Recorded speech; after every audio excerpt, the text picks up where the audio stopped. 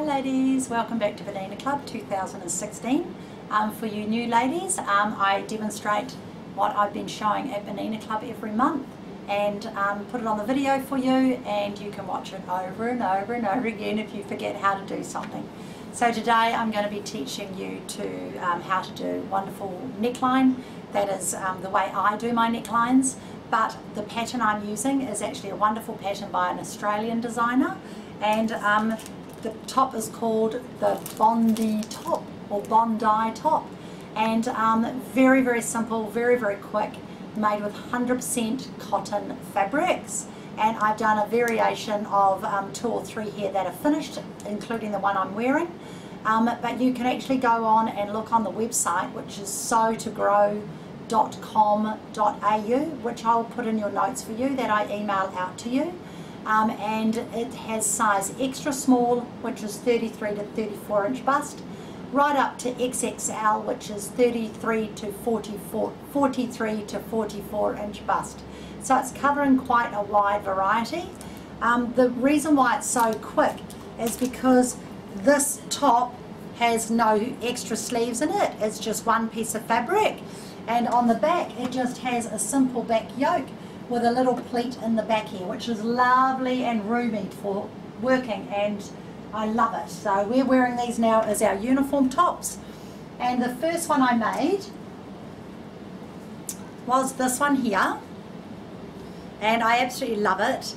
And I made it and pretty much sold it within 5 minutes of making it. And this is a beautiful Amy Butler fabric. Oh no, sorry, Tula Pink fabric, this one. Tula Pink fabric, which I really, really love. And I love the colorway.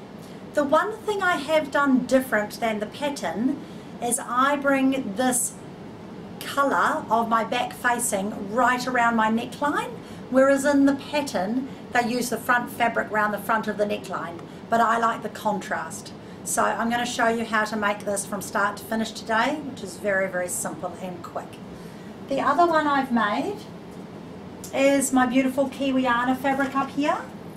So the Kiwiana fabric is one of my favorites, and I've teamed it up with the other contrast Kiwiana fabric. So yeah, very, very nice. So this is a size large, and this is a size, no, sorry, this is a size medium, beg your pardon, and she's a size 16 girl, Betsy, here, and that's also a size 16, and this is, so that's the medium, and this is an extra small, okay? So I'm about a size 10, 11, whatever, so the extra small is all you need in this top.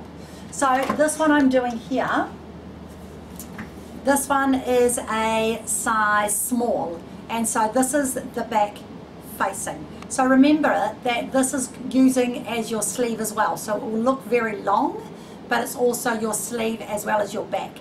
And you'll see that the neckline's quite low, so you can certainly trace up your neckline higher. So the first thing you're going to do once you've cut your fabric is you're going to fold your back neck facing and get your center back mark. So you can either do this with a pin or you can put a little nick. I'll put a pin in here so you can see it clearly. So there's my back neckline. Now when you trace out this pattern, and I'm using this beautiful, beautiful rose fabric, when you're tracing out the pattern, it gives you the little nick marks here for your tucks. So if I look closely, I think I can just see them, and I'll just make sure I've got my centre back marked properly. Yep, so there's my centre back. So these little tucks are going to go in towards my back centre. So it's very hard for you to see, but there's a little nick there, there's a nick there, and a nick there. And this is going folded into my back seam. So I just put nick to nick, and away I go. So I'm going to put another pin in here so you can see that nice and clearly. And then this one is going to go, got to think about this when I'm doing it upside down, this one's going into the center as well. So what you end up with is a tiny little pleat in the back center, and that gives you your room to move, should I say. And also you'll note there's no front dart, so it's nice and loose and cool to wear. So that's all you do to the back of your top. Now I'm just going to stitch across this to hold it for putting my back facing on. So it's nice and easy, beautiful, beautiful fabric. So I've got black thread on here, and I'm just going to make sure those are buttered up beautifully there, and I'll just run my foot along the edge. Now this pattern is a 1 centimetre seam. Put my feed dogs up, it'd be helpful. A 1 centimetre seam, but for stitching this part I'm just putting my foot along the raw edge. Nice and easy. Make sure you just back stitch there just to hold it, and then you want to bring your foot up and clip those little bits of fabric, those little bits of thread, and just have everything nice and neat and tidy. So lay that down, and you've got your centre back marking now with your pin, like I said before. So there's your pin there, there's the centre back, and you just place centre back pin to your pleat. So it's going exactly down the middle where your pleat was. So I'll just open that up. So there's your pleat, and your pin is going right at the back there. So it's very, very, very simple. Now on the Sew to Grow website, she does have tutorials, so you can go and have a look at those tutorials at any stage, and there's some very good tutorials on there. So it's nice to find someone that does some nice clear tutorials as well. It's good. So make sure you pin across here. So these patterns are available for $31.50, and very, very happy with the response. We've had lots of ladies make the garments, which is wonderful. So there is my back ready to sew, and now I'm going to follow my 1 centimetre marking on my machine. I've got my stitch length on straight sewing and 2.5 length, so nice and easy. Once I've done that, I'll put my needle stop down. I'm going to overlock that seam, press it up and top stitch it, and that's the only top stitching on the whole garment other than the hem. Take the pins out as you go, obviously, and make sure that your pleat is nice and together when you come to that little part. So I've just popped my hand underneath my facing here so that I can guide that and know that that's going to be nice and tidy underneath. So this is just a sample for work, but I don't think it'll last somehow. I think it will sell very fast because the fabric's stunning. So I'm just going to overlock it. Now when you're overlocking something like this, you don't actually need to do 4 threads, but if you've got 4 threads set up, that's fine, but really you're only neatening it, so a 3 thread overlock would do. Now if I turn it over this way, you can see the pleat. So there's my little pleat there, and I've stitched right across it. Okay, so now I'm going to overlock that. Bring my little foot there. So it's just neatening. It's no work.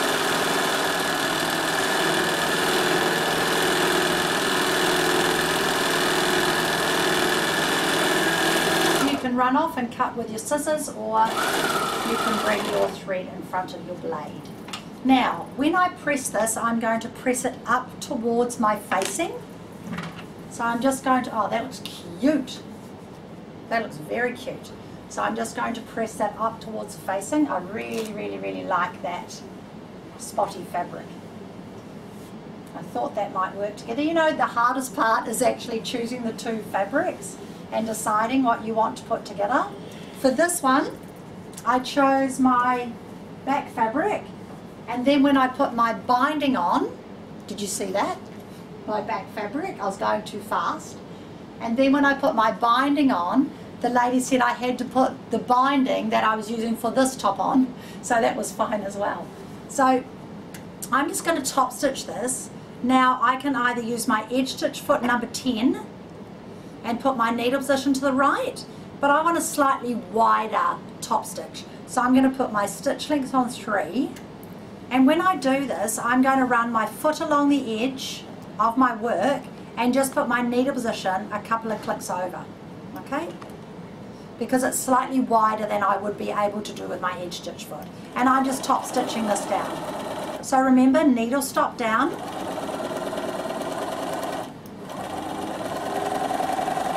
And you'll notice how beautiful and quiet my machine is. I just gave it a drink. It's the biggest thing about machines that I can tell people: clean, oil your machine all the time. They get very, very, very thirsty with the amount of sewing that we do, and also the heat. If you've got a very, very warm room, and if you're doing quilts using wadding, the wadding sucks up the oil. So make sure that you're always keeping your machine well oiled. We need water, our machine needs oil. Okay? Now, I'm going to just sew my shoulder seams now, and then I'm going to show you how to do the neck binding. So very, very simple. There's your top, here's your front, and you just put shoulder seam to shoulder seam, and I will be good, I'll pin it. I wouldn't probably at home. Cotton fabric doesn't really move. It's very, very good. It doesn't go moving all over the place. So just put your raw edges together. I'm not going to be top stitching this one, but I am just going to be pressing it. So it's just stitch, overlock and press, and then we're ready to show you the neck binding. Now I'll show you how I cut my bias for round the neck, and I must say, if you've never ever sewn a neck binding using your own fabric to make your binding, after this class I really hope you'll change your mind, because it's really, really easy.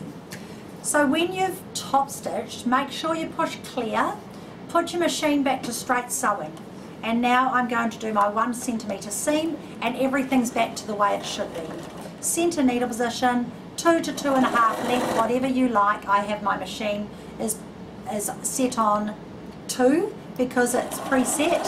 So I'm just using my Classroom 380 today. Lovely little machine, but I do miss a couple of things. I miss my foot control can tap for my needle to go up, so I have to go like that, but normally I just use my neck control.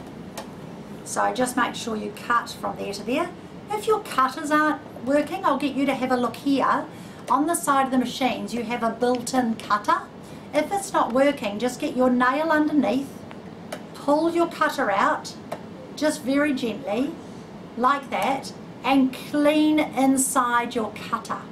Just get a brush, clean out all the threads. Mine's clean because I cleaned it. And then these little lugs, squeeze just enough to put them back. So you just put it in. I put one lug in, and then I squeeze the other lug, and then I push it back in. I was like, whoops. So that's all you have to do to clean it. So you just pull it out with your nail gently, and then clean it and put it back in. Okay? Really good thing to do, because if you've never done it, you'll be amazed. Your threads will start cutting again, because it's something you wouldn't think to do, because you wouldn't know possibly to do it. It's a good idea to clean it. It's amazing, amazing the difference it makes.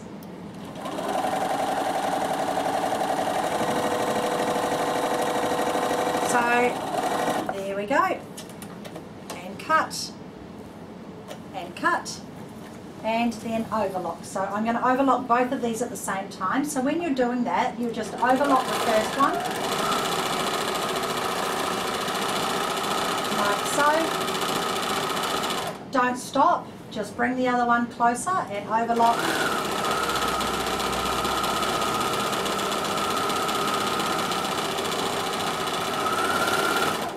Now if you were doing this on a sewing machine, you would use your overlock stitch number 3, normally 3 or 4 on your machine, and foot number 2. And you just do a single overlock on that. So now, here's my top, there's my back, and there's my front, and I'm just going to press those seams towards my front. Am I? Yes, I am. They sit naturally towards the front, so that's how I'm going to press them. So now I'm going to show you how to make your binding and my method of sewing it on. I don't know if anyone else does this, but this is my method. So there's my top all ready for my binding. Now we're going to pop over here so you can see how to do a binding. So if you've just got a piece of fabric like this and you want to make a binding, the first thing you do is you need to fold it so you get a bias strip. Okay, so I folded it. I'll go like this so you can actually see, and I want a bias strip because I've got spots. I may have may make it even easier, or it may not. So I'm just going to leave that little piece there and make sure I've got a nice long bias strip. The more fabric they have, the easier. So I'll do it from this way to show you. So I'll just lay this down so it's nice and tidy. Now, so I'm using a cutter and a ruler. Okay, so the first thing I'm going to do is I'm going to cut off that edge. Now, I'm not going to follow the dots because I am just going to do it where it naturally falls. So I'm just going to cut off there, and I'm going to come around the table because it'll be easier for me. Now, I cut my neck bindings 1.5 inches. So I know that you're going to go, why aren't you in centimetres? Well, all things like this are always in inches. So mine is 1.5 inches. I lay my 1.5 mark along my cut edge, and I'm cutting over here, which will give me a 1.5 inch strip. Okay, and I'll have 2 of them because I've got fabric underneath. So I'm going to cut it along the... Let's do that again. I'm going to cut it along there. That would have been very interesting. And I have got 2 pieces of fabric. Whoops, there they are there. Okay? Now, when you're joining fabrics like this, because you may not have these beautiful ends here, all you do, and I'll put it on the table so you can see it, and I'll put it up this way so you can see it, is you're going to put right side to right side, so you've got a 90-degree angle like that. Okay? Then what you're going to do is you're going to draw. I'm just going to go and get a pencil so I can show you. And you're going to draw a mark from this point here to this point here. So this is going to be your stitching line. So it goes diagonally across here, and I'll do it quite dark so you can see it, because otherwise it would be impossible. And I'm going to put a pin in that, not a bent pin. Put a pin in that, and then I'll lift it up to show you so you can really see what I mean. Gosh, it's quite hard doing it backwards. Okay, so there's my diagonal there. I'm going to be stitching across here because I want this to fold back and be one piece of fabric. And if you've never done this, when you've cut the bias, it's got so much stretch. It's absolutely brilliant.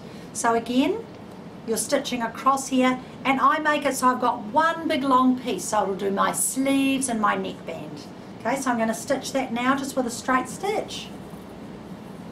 And then I'll show you my method, and you can try it out and see what you think. So just put your foot down there. You don't really need to back stitch this because you're going to be double stitching it, but you just do want to sew from point A to point B there. Now, once you've stitched that, I hope you can see that there.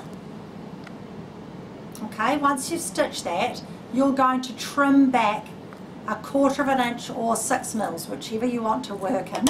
So you've got a nice tidy seam. And this is the one time I'll tell you you can iron those seams open.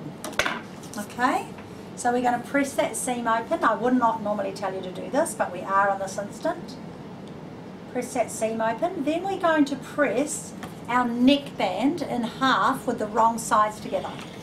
Okay, we'll just move that. So we're just going to fold and put our raw edges together. And we're going to press that neckband in half. You do not want steam. Why has that gone on to steam? I don't want steam. Okay, we'll get rid of the steam. We don't want steam, because we don't want it to stretch our neckband. So we just want it dry heat. Still steaming. Why? Oh, someone's put it on steam. That's why. We do have a lot of people use our classroom things, so you need to reset them back to suit you. Okay, so don't have steam because it might stretch your neckband.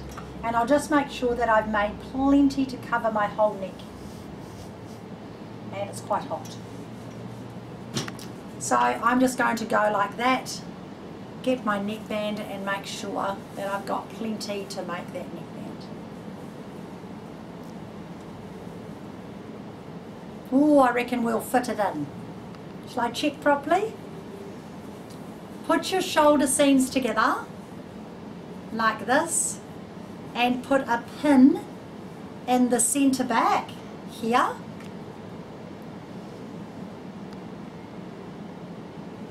Like that. And then put a pin in the center front. Like that. And I'm just going to lay it down here and make sure I absolutely have enough neck binding for that piece, or I'll make another piece. Okay, so I've got it in half. Yes, I've got plenty. Okay, so now what I'm going to do is my method. This is just what I do, and I made it up because I just make up whatever I like. I don't read patterns. Is I'm going to start sewing and actually stop sewing about 1.5 inches away from my back neck, and I'm going to sew from the wrong side and top stitch on the right side. Okay, so I'm just going to leave my fabric here to join, and I'm going to start sewing from this side. And I'm going to show you one method today, and it's a cheaty method, and then next month I'm going to show you another method of finishing a back neckline. So this is just one method that you can do. Now because it's a big neck, I can leave my sew table on. You may need to take it off, but on this one I can leave it on. So I'm going to start by putting my needle on straight stitch first, to length, and my needle position as far right as it can go. Okay, so I'm using the ordinary foot, no fancy foot at all. So it's a very, very narrow seam. It's probably about a 5mm seam. Okay, so that's about what I'm doing, about a 5mm seam.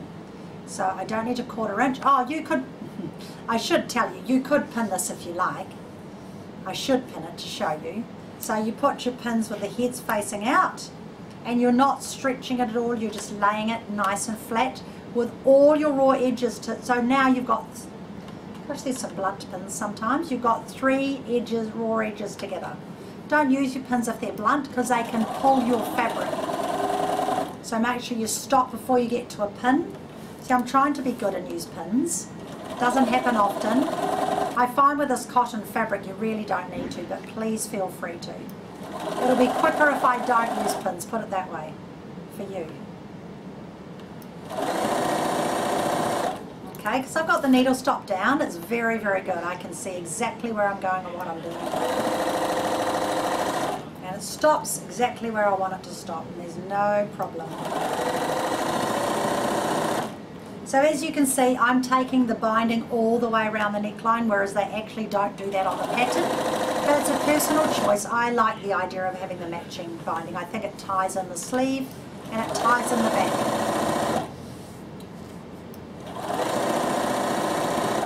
So for this binding method, I'm actually going to be straight stitching the back neckline. But next month I'll show you another method of doing it, because some ladies don't like to do that. Absolutely personal preference. But it's quite fun, isn't it, to be able to make a top so fast. Okay.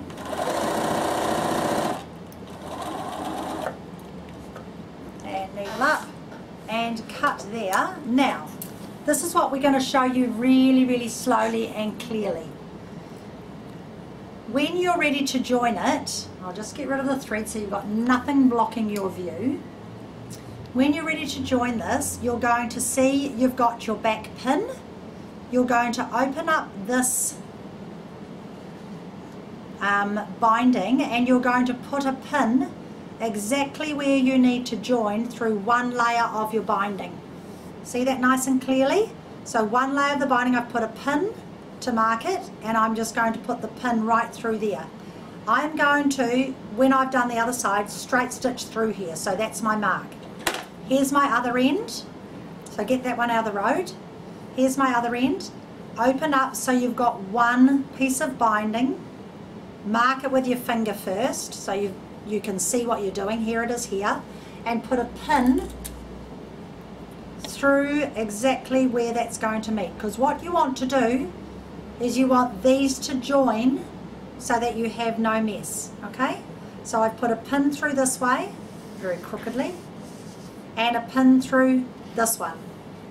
Okay, so here's one end, here's the other end. Now I just get both those pieces of binding and I open them out and put pin to pin.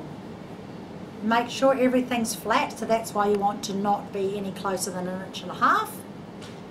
And you're going to put that pin all the way from there all the way up to here, and that is where you are going to stitch. So it's a very quick and easy way of doing a neck binding. Take that pin out, and before you stitch, check it fits. Don't start sewing and then go, oh my gosh, it doesn't fit. So check it fits before you stitch it. So get rid of your top, and you're just sewing these two pieces of binding together. Okay? Well, you're not there to say yes or no, are you? But you'll be saying at home, oh yes, I get that. I'm hoping you'll be saying I get that.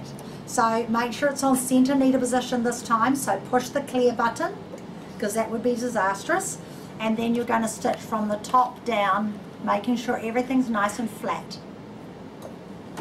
So always check you've put it back to clear. Okay?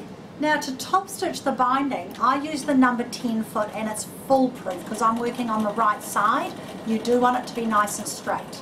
And I do back stitch this part because it's my back neck.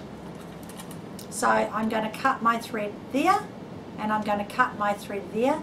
Before I cut off all my excess, I'm going to open it and make sure it fits, which it does. So now I'm just going to open up my back seam, trim off my excess, and I'm going to finger press this open. I'm not going to go to the iron. I'm just going to open up that seam and finger press it open, and then put my wrong sides back together. And see, now I can just stitch right across from there to there where I haven't sewn. So I'm just going to quickly do that now. Then we're going to stop for a quick break, and you can get a cup of tea, and I'll show you how to top stitch. So first of all, remember to put your needle position to the right, needle down, come across to here, and you've finished your top, needle up, and cut your threads. Now, while you're having a break, I am going to be trimming this neckband back a half of what I've just stitched. So this is just my method of doing it. So I'm going to trim this neckband back to a half before I show you the next piece. Okay? So there we go. So I've trimmed it back about half. So while you're having a break there, I'm going to carry on trimming that back, and I'll see you shortly.